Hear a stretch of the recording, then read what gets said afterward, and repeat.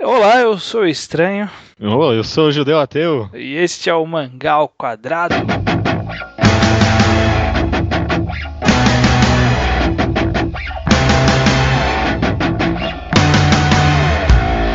Judeu ateu, estamos aqui em mais uma semana de Mangá ao Quadrado, semana número 32. Caramba, 32. Tá indo rápido, como sempre. Como sempre, hoje a gente vai tentar. Eu pensei a priori que o tema seria menos filosófico, mas talvez acabe sendo um pouco filosófico. Tem que ser. A nossa discussão de hoje que será sobre traço. A gente vai discutir a arte de mangá. Mas a gente vai discutir um aspecto específico, né? A gente já falou bastante de arte em alguns outros programas, e ainda provavelmente vai falar mais em outros. Mas hoje eu quero que a nossa discussão se foque no seguinte. Diga. Na seguinte pergunta: o que é um traço bom? O que é um traço bom? É uma pergunta difícil, né? Porque a gente costuma utilizar em conversas casuais a expressão, né? Ah, o traço dessa obra é bom, o traço não é bom. Ah, mas eu gosto mais ou menos do traço, só o traço salva, no caso do O Great. Para começo de conversa, acho que traço nem é uma palavra muito correta, né? Se for parar pra pensar. Não, não mesmo. Na verdade, eu acho que arte seria a melhor forma, né? Ou não também, né? Desenho. Não sei, eu acho que a gente fala traço assim, né? Porque acaba, tipo, é como se fosse o estilo do autor, né? Como ele traça as coisas, né? Talvez algo assim. Mas, tipo, Traça pode ter outro sentido também, né? pode ser. Mas não, eu não vejo problema em utilizar, mas é estranho mesmo. Se você for analisar friamente, Para o pensar, né? contexto não faz muito sentido. Então eu quero, Judeu, para começar essa conversa, eu quero que você tente jogar um primeiro adjetivo que você considera imprescindível para um traço ser considerado bom. Caramba, mas assim, é bom no geral, qualquer coisa. Bom, talvez. E isso é totalmente subjetivo. Mas traço bom, uma primeira coisa pra mim é um traço identificável. Em que eu bato o olho e eu saiba de quem é aquele traço. Eu acho, pra uma obra assim, isso é algo muito imprescindível. Você está querendo dizer uma originalidade, um toque especial do autor?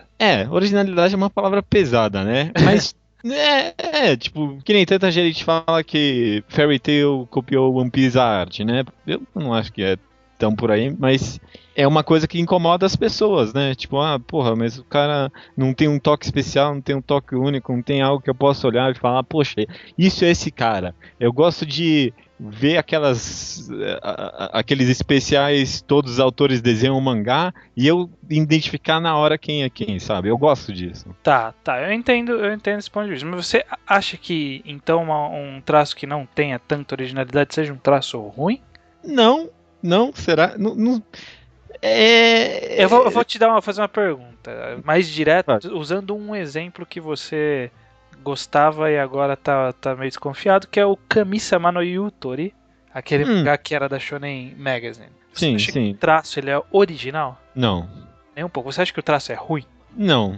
Toma aí, verdade. Olha só, você tem razão, você tem razão. A originalidade não exclui de forma alguma a qualidade de um traço, né? Então, é esse que é o ponto um dos pontos que eu queria trazer, que primeiro é triste que seja assim, mas se um autor ele seguir uma regrinha básica de traço, ele vai ter um traço, não digo bom, mas pelo menos não ruim. Então você pega, sei lá, desculpa pra quem gosta, mas Medakabot é um traço whatever, é um traço de um Aham. monte de mangá que tem por aí. Kami-sama no Yutori, são vários mangás que a autora de Kekaishi também. É um traço super normal, não tem nada demais. Olha, E, tem gente que vai ficar não, brava com isso, em viu? termos de originalidade eu estou falando. Não? Você consegue ver nessas obras algum toque assim que você fala, puta, Nossa, olha aí, esse daqui é da autora X. nossa, não, nem um pouco, nem um pouco. Então, justamente. Mas eu não estou dizendo que são feios, justamente. Eles conseguem ser aceitavelmente bons. Bom, mas mesmo assim, a obra perde alguns pontos por causa disso. Talvez, Sim, tipo, o traço especificamente, você nunca vai considerar ele ruim, mas a obra, como uma obra em si, acaba perdendo um pouco. Não vira um ponto negativo da obra, mas também não vira um ponto positivo, né? Você fica naquela neutralidade em relação ao traço. Com certeza. Seguiu a cartilha, beleza, não é ruim. Então, tipo, é um traço neutro. Então, beleza. Essa questão a gente tira por hora. Eu quero trazer um para você me dizer, porque eu tenho opinião também para falar sobre, mas eu vejo muita gente falando que, não, esse traço é bom porque ele é anatomicamente perfeito. Não, eu acho que esse é um dos clichês mais bizarros e errados que tem, né? Nesse caso, eu acho que uma analogia válida é o que muita gente faz com videogame. Muita gente olha um videogame e fala, esse videogame é bom porque ele tem gráficos bons. Muita gente, é algo comum, acho que esse videogame tem tem gráficos bons, mas gráfico não é normalmente a palavra que você quer usar, assim como anatomicamente perfeito ou realista para os mangás, né? Uma palavra que eles usam para videogames, e eu não sei se é válida para mangás ou para qualquer outra mídia, é estética, né? Tipo, a estética desse videogame ou desse mangá é muito boa. Isso quer dizer que o mangá, ele funciona com aquele estilo. Então, sei lá, por exemplo, o Kami, um dos meus videogames favoritos, ele tem um gráfico, não vou dizer medíocre, mas é mediano, é bom pro que tinha na época. Mas a estética dele, a estética, eles vão a palavra estética mesmo, com A, acho. É um estética, tipo grego, assim. Não sei, aquela letra A estética, acho que não sei. É possível. Bom, é isso. Eu acho que essas são as coisas mais... Um traço realista não faz de um mangá bom. Aliás, muitas vezes a realidade no traço mostra a insegurança por parte do autor, né? Você consegue pensar em algum exemplo didático agora? De um traço realista bom... Que não necessariamente traga personalidade para a obra. Porque, assim, né, a gente falou da originalidade, que a originalidade é um ponto interessante, mas a gente tenta dissociar, mas o traço está muito arraigado com o enredo, né, queira ou não. Então, você acaba tentando, em todas as suas análises, você e todo mundo Sim. fazer nas análises, tentar entender a relação entre a arte e o roteiro, ver se eles se complementam, se eles se combinam, por assim dizer, né? Combinam, essa é a palavra mesmo. Não, a originalidade não, tipo, a realidade no traço nem sempre acrescenta algo na história. Que é, sei lá, por exemplo, o exemplo de Gantz. Talvez a realidade seja necessária ali, mas ela de fato não é meio xoxa na obra. Não sei se xoxa é uma palavra tão... Eu vou citar uma outra obra, quer dizer, porque era onde eu tô tentando chegar e eu me perdi no caminho. Diga. Que é uma obra que um ouvinte recomendou pra gente por e-mail, que a gente não chegou a comentar, mas eu li. Chamada Kansen Retou, que é do autor de Green Blood. É uma obra mais antiga do autor, de 2008. Sim. E assim, o traço do cara ele não é ruim, ele é anatomicamente perfeito, mas falta aquela personalidade, sabe? Pô, tá bem desenhado, tem cenas legais, mas, pô, e aí? Né? Isso não tornou a história algo melhor. É porque, não sei, agora que você falou nisso é que eu pensei que, tipo... Fui aqui dar uma olhada na minha lista de mangás do Manga Update pra ver se eu encontrava algum exemplo. E eu parando aqui pra pensar, eu acho que tipo, nem é um grande problema assim nos mangás. Eu vejo isso muito mais como um problema em comics americanas, em algumas graphic novels, que eles realmente têm um desejo muito maior de fazer as coisas o mais realistas possíveis. Agora, tipo, em mangá, eu acho que o mangá ele tem prontamente uma essência mais de criar um estilo próprio, né? Os mangás têm esse aspecto autoral muito maior do que as comics. Inclusive que é o que faz a gente relevar, né? Muita gente fala assim, mas mangá não é tão bem desenhado, tão bem tratado quanto uma comics americana de super-heróis, sei lá. Mas a gente tem que relevar sempre, né? Que o mangá é uma obra, como você falou, autoral, é um cara fazendo. Ele tá se preocupando com o roteiro e tem que se preocupar com a arte também. Então, tipo, ele tem um trabalho dobrado sempre. E ele normalmente finaliza, tem normalmente assistentes, claro, mas o cara ele faz muita coisa em cima da obra, né? Então a gente acaba relevando, né, alguns pequenos deslizes, como por exemplo aqueles quadrinhos que são close no rosto que não mostra cenário, sabe? A gente entende isso como parte da estética do mangá, porque a gente sabe que o cara não pode parar e fazer um quadrinho de 2 centímetros, ele tem que se preocupar em fazer o fundo nele, sabe? Concordo com isso.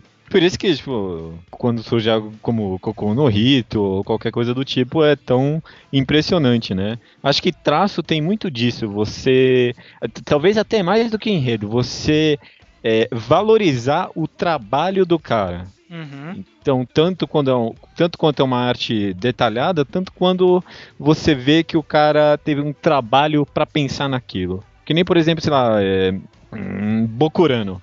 Bokurano, ele tem alguns momentos que ele tem uma arte realista, mas não é de fato o trabalho na arte que você acaba valorizando. Você acaba valorizando o trabalho pelo character design, esse tipo de coisa, né? Até porque o traço em Bokurano ele é simplista, assim, demais. Os personagens, eles não têm muitas expressões, não é anatomicamente correto, porque os bichos são tudo cabeçudo. E mesmo assim, né, a gente vê que o traço não é ruim, né? Porque ele é um traço limpo, não é um traço confuso. Inclusive, esse é um aspecto que eu queria trazer como o que eu considero essencial, né, para o traço ser bom, que é você conseguir entender o traço, sabe?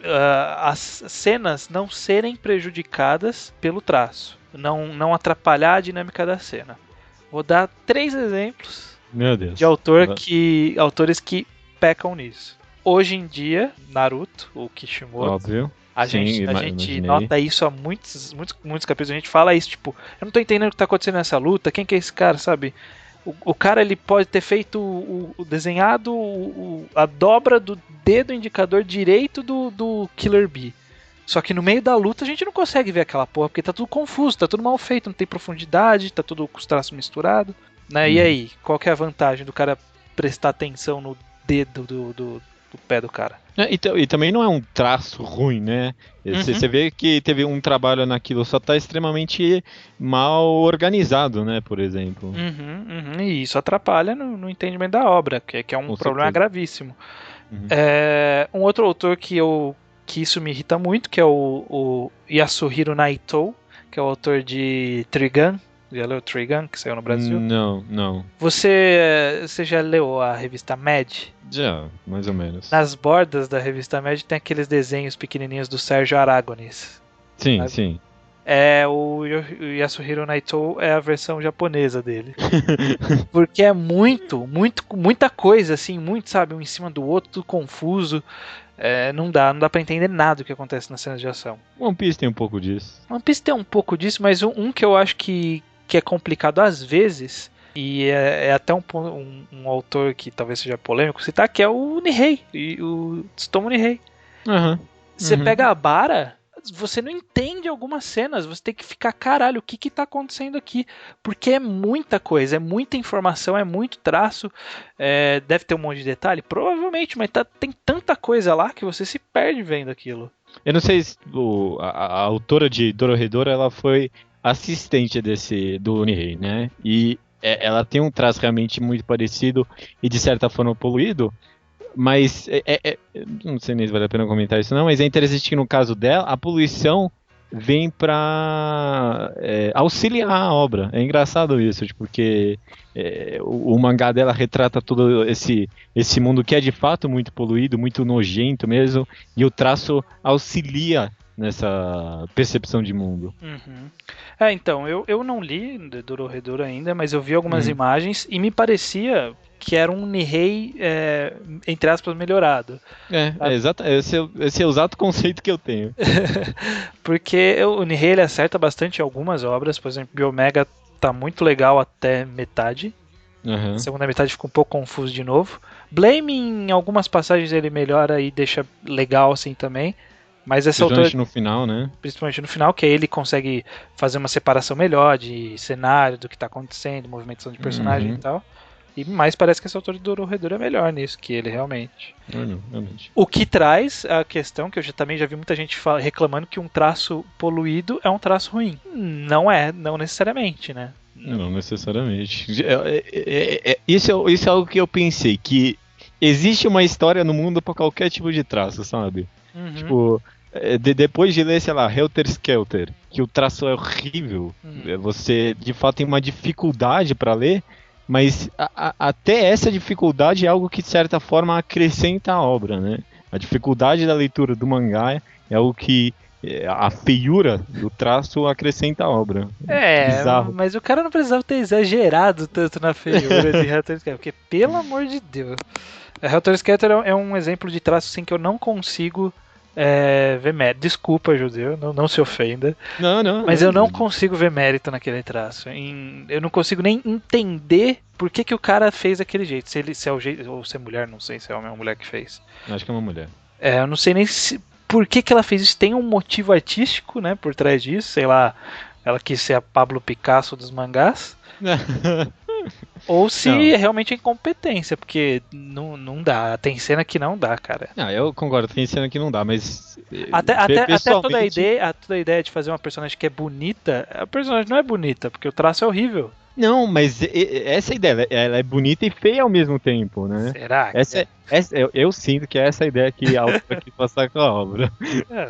Não, mas olha que interessante, tipo, duas percepções diferentes em cima de um traço, né? De um mesmo traço. Então, olha só, que muito bom você citar isso, porque hoje eu fiz um experimento que eu vou trazer para o resultado, só porque não adianta fazer o experimento com você, porque você já tem uma opinião meio que formada sobre isso. Eu peguei 7 imagens de 7 mangás diferentes. Foram eles uma imagem de Before Dawn and the End of the World, do excelente. Uma imagem de Go-Go Monster, do Taiyo Matsumoto, que é o autor de Preto e Branco, Ping Pong e tal. Uma imagem de 20th Century Boys. Sim. Uma imagem de Soul Eater. Ok. Uma imagem de Blame. Uma imagem de um mangá shonen chamado Shinobi no Kuni. E uma imagem de Orange. 7 mangás. Orange é aquele mangá que eu recomendei uns podcasts atrás. Sim. E abordei 5 pessoas diferentes, de círculos sociais diferentes meus, de gostos diferentes, criações diferentes, de aprofundamento no mundo dos mangás em níveis diferentes, né? E perguntei, falei assim, olhem para as imagens e diga, sem pensar muito, se é boa ou ruim. Só isso. Tem traço bom ou ruim. Tem traço bom ou ruim.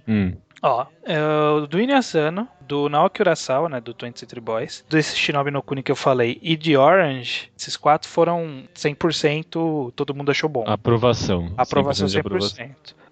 No caso de Soul Eater e Blame, ficou bem dividido, assim, ficou 3 e 2, sabe? Quase meio a meio. E no caso de Go-Go Monster, que é do Taiyo Matsumoto, tipo, só teve um que falou que foi bom. Todos os outros falaram que foi ruim. Olha só. E aí eu perguntei, né? Tipo, se as pessoas conseguiam justificar porque que elas acharam ruim. No caso do Go-Go Monster, eu vou deixar as imagens no post pra quem de repente não conhece as obras, né? As pessoas podem verem.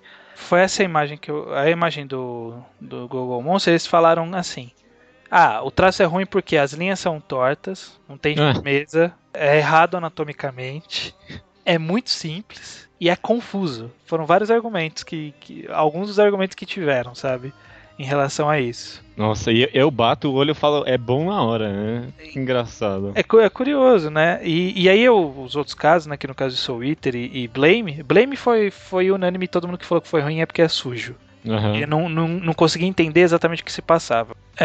Que as pessoas falaram, pô, não tô entendendo o que é fundo, o que é pessoa, eu não sei nem o que são essas pessoas, eu não consegui entender o que é o que, é muito sujo, se confunde o fundo com o personagem. E, pô, a gente não pode falar errado que a pessoa tá errada, né, de fazer essa abordagem, né? Porque é um pouco. É complicado isso. Eu fiquei pensando aqui agora em Go-Go Monster, porque o Taiyo Matsumoto, eu acho que ele... Nossa, acho que é um exemplo perfeito, porque o traço dele é algo tão dependente da história, né? Tipo, o traço dele conversa com a história, tipo, 24 horas. Tanto que cada mangá dele tem um traço muito... Você consegue ver um padrão nele, mas cada mangá dele tem um traço meio único, né? Então. E aí, é que assim, eu peguei justamente uma imagem isolada de obras que a maioria das pessoas que eu perguntei não conheciam. que é justamente para ver as pessoas fazendo essa análise, dissociando a arte do enredo. Uhum. E é curioso, porque tipo, as pessoas chamam justamente o Blame de sujo, e se for parar pra pensar, é um mérito, porque a ideia é ser suja. Cara, ele tentou fazer sujo, e ele fez sujo. O caso do Taiyo Matsumoto, que a ideia é ser simples, é simples, e por ser simples não quer dizer que é ruim, é simples, sabe? Tá associado com a história. Então, no caso de Soul Eater, muitas pessoas falaram, também tem uma anatomia estranha, é meio caricato, o pé não faz sentido, a posição do pé. Tá certo. E aí você pensa que, pô, é porque Soul Eater é estilizado. A ideia de Soul Eater desde o começo é ser estilizado. Pô, tem uma lua escrota no céu, sabe? E aí o que eu acabo querendo trazer de tudo isso, todas essas informações, é que talvez, e só talvez, não há uma definição de traço sem a definição de enredo. A definição de um traço bom sem a definição da relação dele com o enredo. Se for um traço isolado, as pessoas vão acabar concordando com o que é bom e o que é ruim. Normalmente o que é anatomicamente perfeito, o que é bem desenhado, o que tem sombra, o que tem jogo de luz, o que tem um ângulo legal, todo mundo vai falar que é bom. Que foi o que aconteceu com as obras que todo mundo falou que era bom. Mas quando é uma obra mais estilizada, mais diferenciada, e que dentro de um contexto da história faz sentido, as pessoas não... isoladamente é feia, mas faz sentido, sabe? Então, será que é feia mesmo? Entendi. Não, cara, perfeito, viu, cara? O traço, ele nunca funciona sozinho no mangá, né? É que nem aquilo que a gente falou naquele podcast de arte versus enredo, né? Nada funciona sozinho, principalmente no mangá, que é uma mídia tão dependente, né? Mesmo no mangá que não tenha fala, tipo, sei lá, Gon, nem ali a arte funciona como arte sozinha, né? Não é uma muleta a arte boa, né? Faz muito parte do enredo ali. E eu acho que a ideia a ser plantada aí é que a gente tem um público de muitas pessoas que já leram muitas obras, mas a gente tem público de gente que está conhecendo a obra ainda. Uhum. E gente que vai conhecer a obra, uma das primeiras coisas que as pessoas fazem assim, que eu falar, vai ler a obra tal. A pessoa pesquisa umas imagens no Google. Pesquisa umas imagens no Google, dá uma olhada e fala, pô, não vou ler isso aqui. Por causa do traço. Por causa do traço. Então, tipo, é uma besteira isso, né? Nossa. Vai muito além disso, sabe? Nossa, mangá, então, realmente, conversando com o que a gente falou no começo do mangá, do episódio, né? O mangá, principalmente, mais do que, sei lá, não quero generalizar, mas mais do que comics, porque é um negócio muito mais estilizado, é um negócio muito mais autoral, e é um negócio que a arte realmente conversa muito mais com o enredo do que qualquer outra mídia, talvez. Exatamente. E a ideia que eu quis trazer, né? Eu sempre tento trazer uma ideia final pro podcast, né? Não sei se você percebeu. Interessante, eu não imaginei esse episódio partindo pra esse lado.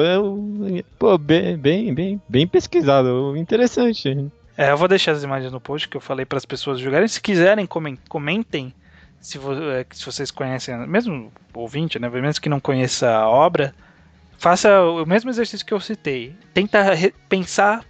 Faz pra você mesmo, mas se quiser, manda pra gente que a gente vai também fazer um estudo em cima, talvez, se tiver muitas respostas. Uhum. Falar, pô, bom, ruim, sabe? Só isso pras obras. E depois, se você falou que era ruim, você tentar justificar por que você achou que era ruim. Com certeza. É uma experiência a ser feita. Mas, Judeu, vamos terminar com coisa bonita. Então me fala o melhor traço que você já viu na vida. Caramba, assim, de qualquer mangá? De qualquer mangá. E nesse caso pode isolar do enredo. O melhor traço que eu já li no mangá... Eu tô em dúvida aqui, mas eu vou com o Kokou no Hito. Principalmente isolando do enredo. Kokou no Hito pra mim, mesmo não, ele é realista, ele é estilizado, ele consegue tirar a realidade da obra às vezes, ser abstrato. Não, o traço de Kokou no Hito pra mim funciona sozinho sempre. E do enredo também. Eu poderia citar Kokou no Hito, mas já que você citou, eu vou citar um que eu nem li tanto ainda, eu tenho que voltar a ler um dia, mas indubitavelmente, existe essa palavra? Não sei. Não sei. Vagabond. Troféu neologismo pra você, desculpa. Troféu neologismo. Vagabond. Com certeza também. Eu pensei em falar Slam Dunk aqui, mas Vagabond, ele se sobressai muito mais do que em Slam Dunk. Eu acho que esses dois exemplos são muito bons mesmo, viu? O que eu já vejo muita gente falando que Vagabond em algum ponto da história não fica tão legal, mas que o traço continua lindo. Ah, não, sempre. Não, é sempre. Vagabond realmente, às vezes a história não conquista tanto, mas às vezes só pelo traço vale um pouco a pena. E você vê, e tanto Cocô no Hits quanto... Cocô no Hits talvez não tanto, mas Vagabond, ele é muito autoral. Ele não é só realista, né? Uhum. Eu não sei se já chegou a procurar algumas imagens, mas o Inoue, ele trabalha muito com aqueles pincéis lá, todos antiquados, e fica um negócio meio estilizado mesmo, né? Fica isso, e isso é muito legal.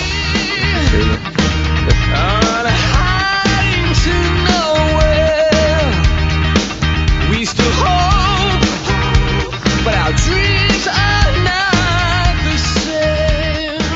No.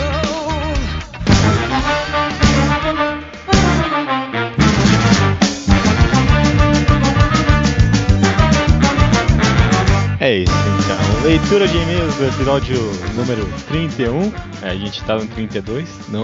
Não cometo mais erros. Exatamente. 32, um número interessante, né? Deve ter alguma coisa com 32. 32 é um número importante de uma forma geral. Ah, é?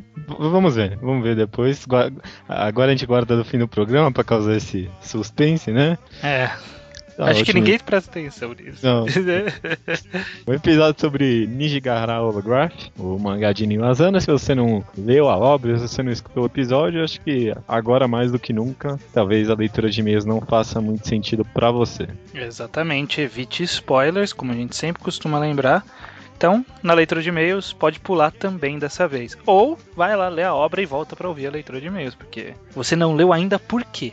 Porque você ainda não leu. Isso é uma boa pergunta. Mas antes dos spoilers, que dá umas rapidinhas só soltando algumas coisas que não tem a ver com o programa. Que nem o Thiago de Santos, no Mangatologia, confundiu. Era eu que tinha que ter lido o dicionário antes de começar o programa, né? Ele falou que por ser leitor ouvinte ele confundiu os dois. Ser leitor ouvinte, não, ser leitor novato dos blogs, ele confundiu os dois e chupa aí, Judeu. Desculpa, não, beleza, tá certo. Veio da outra vez, me zoou ainda, falou, beleza? Você vai ler o dicionário antes, beleza? Então, toma, tudo tem volta nessa vida. A vida dá ciclos, com certeza. E a Gabriela Negro A Gabriela Negro, ela viu misoginia na recomendação do alemão. Mas eu gostaria só de responder rapidinho, porque talvez ela tenha visto misoginia não é misoginia, né? Misóginia, né? Eu não sei pronunciar isso. Eu não sei, eu acho que é misoginia. É misoginia, né? Eu não tô errado, não. Eu acho que ela pode ter visto misoginia na recomendação dele meio por minha causa, por causa da minha edição, porque a recomendação já tava meio comprida, eu fui tentando tirar coisa lá do final, e uma das coisas que eu tirei é que ele, do alemão falando, o que ele acha que a obra é muito voltada para os homens, porque o protagonista tinha abordava uma visão muito masculina de uma relação. Eu acabei tirando essa parte, não ficou na recomendação dele. Uhum. E talvez não, também tire essa visão que você teve de misoginia na recomendação dele. Mas... eu passei o e-mail pra ele, né, não passei o e-mail dela, de contato dela, passei o texto do e-mail dela pra ele ver, porque dizia respeito a ele. Ele primeiro eu achei que ele ia ficar um pouco nervoso, alguma coisa, ele falou que ficou feliz. Ele falou, achei que a recomendação ia passar batida, mas pelo menos teve alguma reação, então tá ótimo. Só deixando claro aqui, o meu esclarecimento aqui também, né? Uhum. E aí agora, já entrando um pouco no mundo do Nijigahara Holograph, spoilers a partir de agora, não tem mais volta. Diego Câmara primeiramente pergunta que tem um quadro com a professora olhando um corte no caule de uma árvore. Se alguém tem alguma ideia do que seja. Eu vi alguém comentando sobre isso também e eu juro que eu não consegui entender alguma coisa específica nisso. Você conseguiu? Eu nem lembro desse quadro direito, como é que era? Ela tá na escola, ela tá passando na escola junto com o marido dela. Nessa hora ela tá parada numa hora atrás de um caule de uma árvore e tem um corte assim no caule da árvore. Será que ela tá pensando já em cortar os próprios pulsos naquele momento? Quem sabe, né? Pode ser, não sei. É engraçado, né? Porque muita gente também comentou sobre... Não, o garoto lá, como é que eu esqueci o nome? Terminei o mangá e já esqueci todos os nomes, né? Quem? O personagem principal, como é que é o nome dele? O Suzuki. Ter tido uma ereção com a professora, né? Muita gente também indagou se aquilo teria um segundo significado ou não, né? Não, tinha um significado dele se sentir atraído pela professora. Eu também entendi só isso. Ele stalkeava a professora. Você lembra aquela cena que a professora transa com o cara lá na sala de aula? Ele tá escondido? Quando ele tá lá, que aí chega aquela gordinha pra falar pra ele limpar, ele tá abrindo a gaveta da mesa dela. Ah, tá, olha aí, eu não lembro disso. Ele é mó stalker da professora, então... Puta, que filha da mãe. O Taka cita uma música de Raul Seixas, que diz sobre o filósofo o sábio, né? Como que é a letra? Eu não lembro. O sábio chinês que não sabia se sonhava que era uma borboleta ou se era uma borboleta que sonhava ser um sábio chinês. Conhecia essa música, mas eu nunca tinha feito essa relação mesmo porque eu não conhecia, que era de fato um conto chinês. Fantástico. Tem uma relação aí, provavelmente tem uma origem no mesmo local, tanto a referência do Inuyasano como a referência do Raul Seixas, olha aí. Olha só, quem sabe Inuyasano não escuta Raul Seixas. O Davi comentou lá acho que foi no Mangatologia também, ele comentou uma frase que eu achei que define bem o mangá. A parada é pura masturbação interpretativa. É uma boa definição. Cara, porque eu realmente acho que eu nunca li uma obra assim que fornecesse tanta interpretação que você não entende numa primeira leitura, que só entende numa releitura e que nunca é uma interpretação tão forçada assim. Enfim. Então. Uma coisa que foi recorrente bastante agora, passando já para e-mails e comentários mais longos. Uma coisa que foi bastante recorrente foi citarem a questão de ciclo, né? Que a gente acabou nem abordando tanto, né? Então, por exemplo, o e-mail do Bruno Veloso, ele diz o seguinte: eu gostaria de parabenizá-los pelo ótimo programa. Muito obrigado. Obrigado. O modo que vocês expuseram a obra tão complexa quanto o Nijigahara Holograph, em que uma pessoa tem que lê-la pelo menos umas 3 vezes antes de começar a entendê-la, foi ótimo. Mesmo eu já tendo lido 4 vezes, ainda teve pontos que vocês disseram que eu não tinha percebido. Uma teoria que eu tenho é a de que os personagens vivem simultaneamente em várias dimensões diferentes. E conforme o ciclo vai se repetindo, essas dimensões vão se sobrepondo, como na hora em que a Arakawa vê seu reflexo no vidro do hospital e depois encontra apenas as flores que ela e Komatsuzaki teriam levado. Ou como a própria coexistência do Suzuki em várias idades diferentes, né? Ou tudo isso, né? Todos esses possíveis repetições de um ciclo, né? Entendi, tipo, cada universo criado, cada ciclo vai se sobrepondo um em cima do outro e aí vira essa meleca toda. É possível, é possível. Gostei. O Diego Câmara comenta algo mais ou menos parecido. Ele diz o seguinte: caramba, mais uma experiência única de leitura. Eu estava de certa forma preparado para uma leitura cheia de simbolismos devido à leitura de Solanin, mas puta que pariu, não esperava o estupro mental que foi Nijigahara, com certeza. Começando com o mais simples, o meu entendimento da obra em linhas gerais. A mãe dos gêmeos, e futuramente a própria área, controla as ações de alguns personagens chaves, aparições das borboletas que os guiam, de modo a tentar fechar o paradoxo envolvendo o passado, presente e o futuro do Suzuki. Porque isso é algo pessoal, mas acredito no ciclo eterno, em que cada repetição desse ciclo torna a pessoa e o mundo melhor. Acredito que o próprio Suzuki deva se tornar uma pessoa melhor a cada vez que o ciclo se reinicia. O meu argumento principal é a passagem de que Arakawa vê o reflexo dela com o Komatsuzaki levando as flores, né? Interessante essa teoria, porque... as pessoas tiveram elas juntas, né? Várias pessoas. Legal. É bacana. O Saka lá no Mangatologia teve também uma interpretação similar. Primeiro ele fala: fiquei embasbacado com o Nijigahara Holograph. Melhor mangá enquadrado até agora. Muito obrigado. Muito obrigado. Hahaha. Lendo, eu entendi o que vocês disseram a respeito dos diferentes tipos de simbolismo e tal. Uma coisa que me atiçou foi o lance do conto da Ari. A garota, os 7 camponeses e o monstro. Minha análise do conto foi assim: a garota seria a Ari, aquela que tem a cabeça oferecida ao monstro, igual os vários sacrifícios dela. Os camponeses seriam o Sr. Kimura, Komatsuzaki, a professora Sakaki, 3 até aqui, Arakawa, o policial Higuri, 6, e o Takahama, que é aquele menino que sofria bullying lá. Ah, tá. Todos os peões que foram manipulados a alimentar, entre aspas, o monstro. O monstro seria a mãe de Ari, a entidade das borboletas.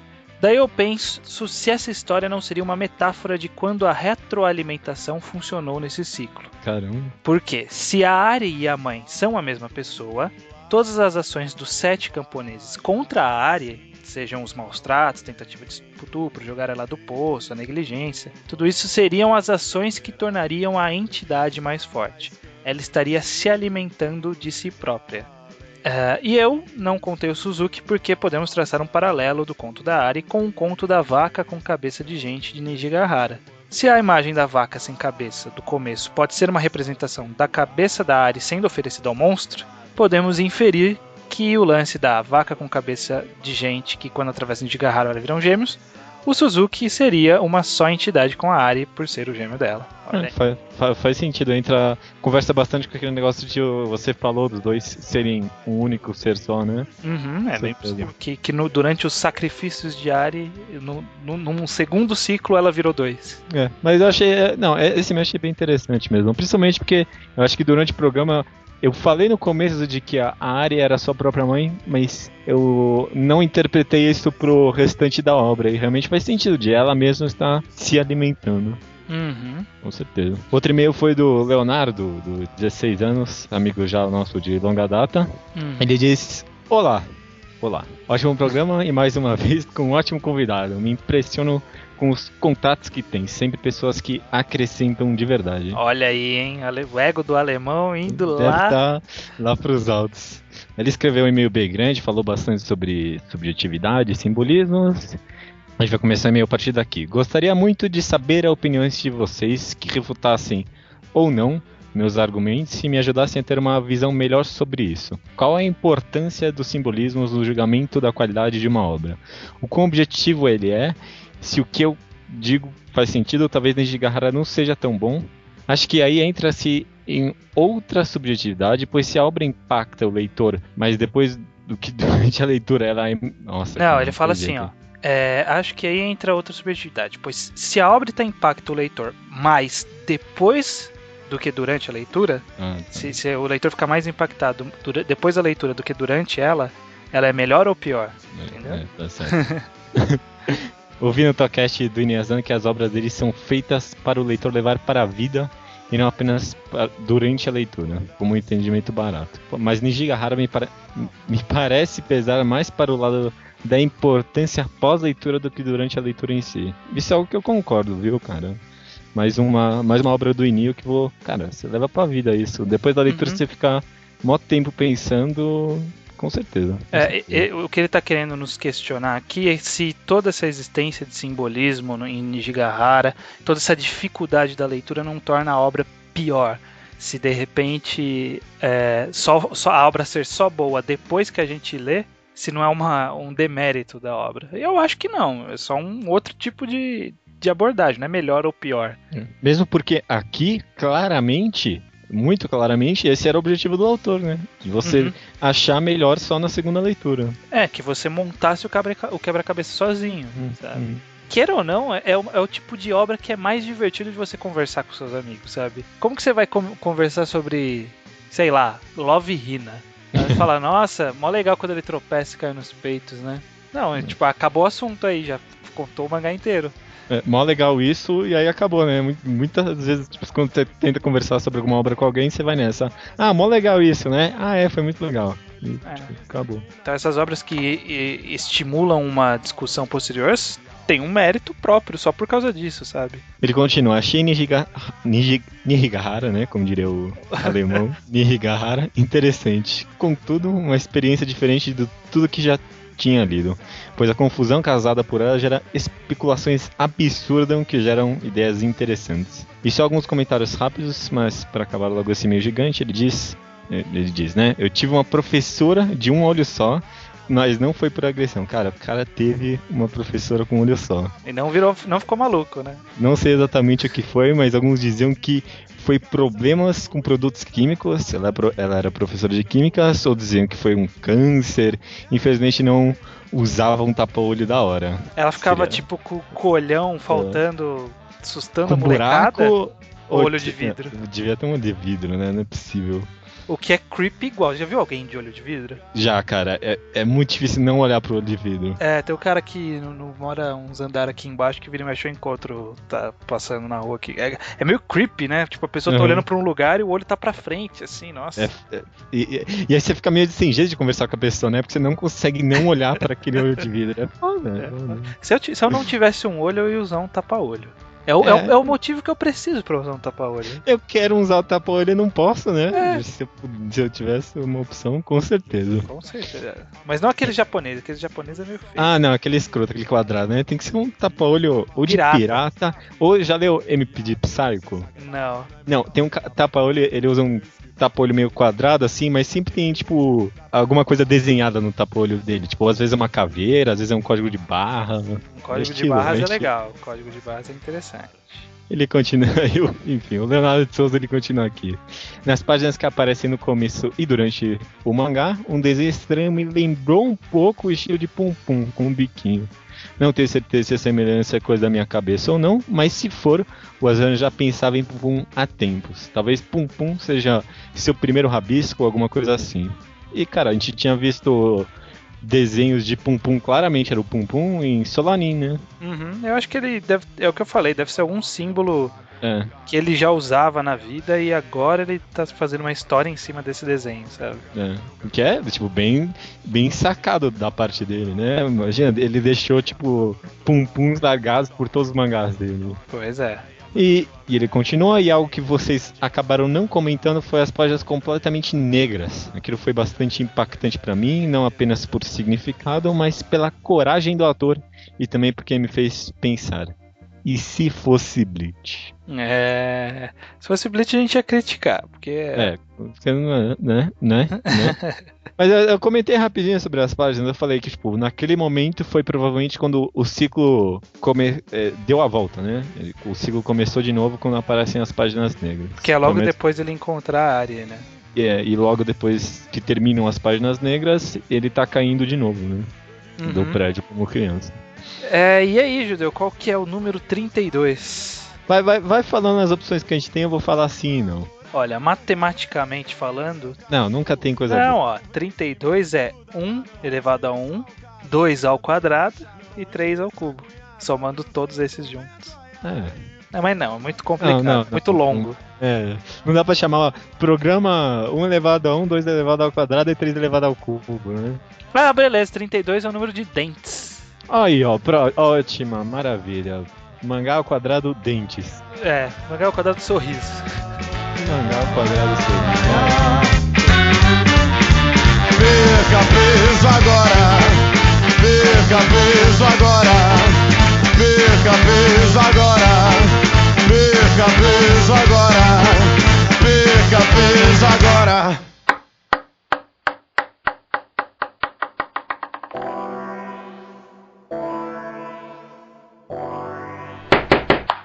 Dois amigos, o talento do esforço, o sentimento da frieza, dois grandes adversários e uma mesa de ping-pong.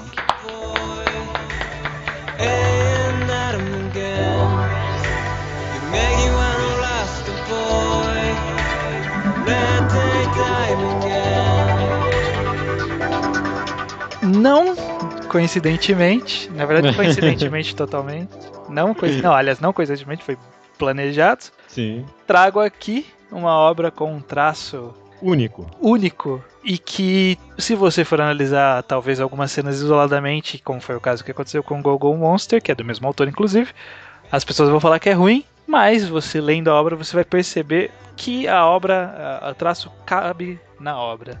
E eu já falei o nome do mangá, mas talvez não tenha sido claro, que era Ping Pong. Esse é o nome. Esse é o nome do mangá, de Taiyo Matsumoto. Mangá de 5 volumes, já completos, né? Conta a história de dois meninos, o Peko, um jovem que adora Ping Pong, que ele pratica, que ele se esforça, que ele gosta de ganhar, que ele é super empolgado, super apaixonado pelo esporte. E o Smile, que é o amigo dele, que joga ping-pong também, mas é uma pessoa mais introspectiva e que joga só pra matar o tempo, mas ele ainda assim é um ótimo jogador. E a gente vai acompanhar ao longo dessas 5 obras dessas 5 obras, desses 5 volumes, a evolução desses 2 personagens através do ping-pong. A gente vai conhecer muitos outros personagens e não se enganem, esse mangá ele tem muito espírito de mangá de esporte, um shonen de esporte. Ele tem um grande espírito disso, mas ele vai além. Embora ele tenha aspectos de um shonen de esporte, ele usa o shonen de esporte como uma ferramenta para desenvolver personagem. Não só os 2 que a gente citou, mas como um monte de coadjuvante que aparece, um monte de pequenos acontecimentos. Tem torneio, tem jogos impossíveis, tem reviravolta. É uma ótima história. E tem um traço que é desafiador a primeiro momento, né, para quando você vai ler, que você olha e fica aquela coisa meio estranha, você tentando entender qual é que é. O autor ele usa poucas retículas ou achuras, então é quase 100% preto e branco. Sim, só assim, traçado e preenchimento de cor preta, só.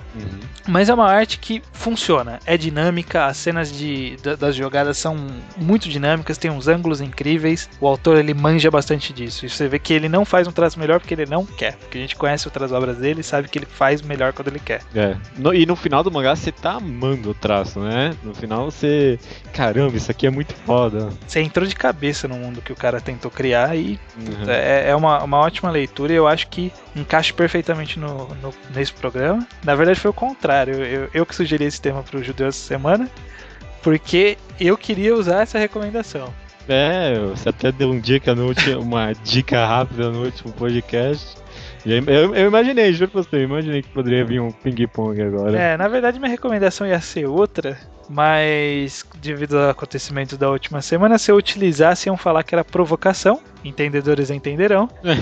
E aí eu mudei pra ping-pong, mas também é uma ótima escolha e já estava na minha lista, estava no meu top 5 pra recomendação.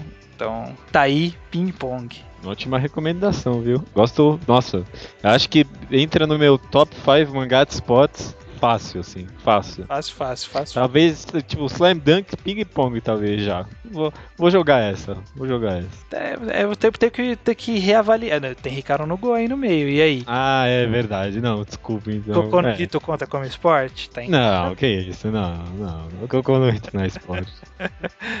Tá abusando já também. Mas tudo bem. Fica no top 5. É sempre mais fácil falar assim, né? Fica no top 5. Fica no top 5. Mas é isso, fica aí a recomendação da semana, Ping Pong. Maravilha. E até semana que vem, né? Até semana que vem.